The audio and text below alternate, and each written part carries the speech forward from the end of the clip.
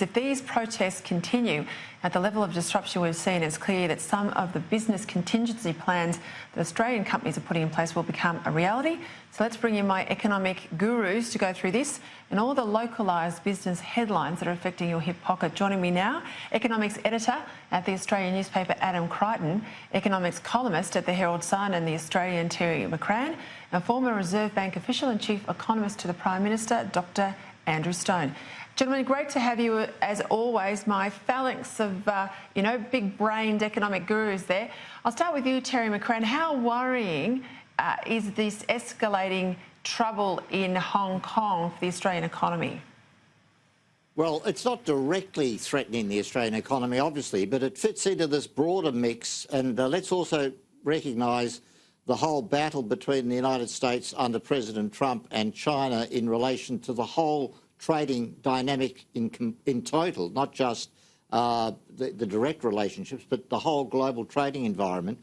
And I think that all these things come together in the way they do in terms of threatening Australia's export income, because clearly if the Chinese economy deteriorates, and add on the fact that the Chinese economy has been slowing anyway, so if the Chinese economy slows dramatically and we really see a shooting trade war between America and the United States, the Hong Kong thing in itself doesn't make a dramatic difference to that, but it certainly adds to all those negative dynamics, and we could have a very serious impact on the Australian economy building as we get into 2020.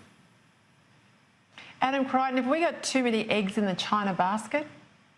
Look, I think we probably do, although it's not something that we can do much about. The fact is China is, the first or second biggest economy in the world, and it wants all of our iron ore, it wants a lot of coal, and so it's made us a very wealthy country at the moment. So, that sword cuts both ways. I think that Terry made some very good points there. It's not an immediate effect. Indeed, if we do see the demise of Hong Kong as a financial centre, that may actually help some of the other financial centres in the region, including Sydney.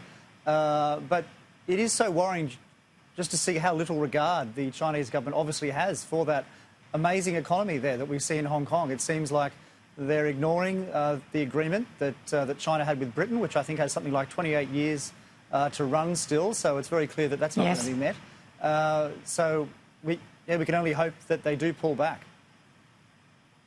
Andrew Stone, are we going to have a clash of principles in Canberra here between our commercial and, mercantile instincts here, all the money and the rivers of gold that are coming from China, up against our long-standing support for democracy? Is that going to be where there's a real rub for our decision makers?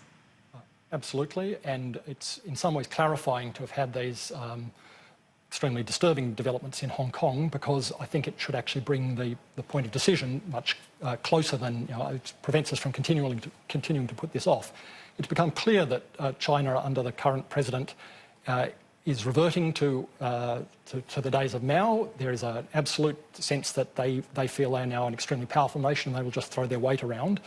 Unfortunately, to go to the point that Terry was making, Hong Kong finds itself a little bit caught up also in the battle that's going on, the trade battle that's going on between the United States and China. And part of what's going on here, I think, is that China used to often use North Korea actually as a point of leverage against the United States.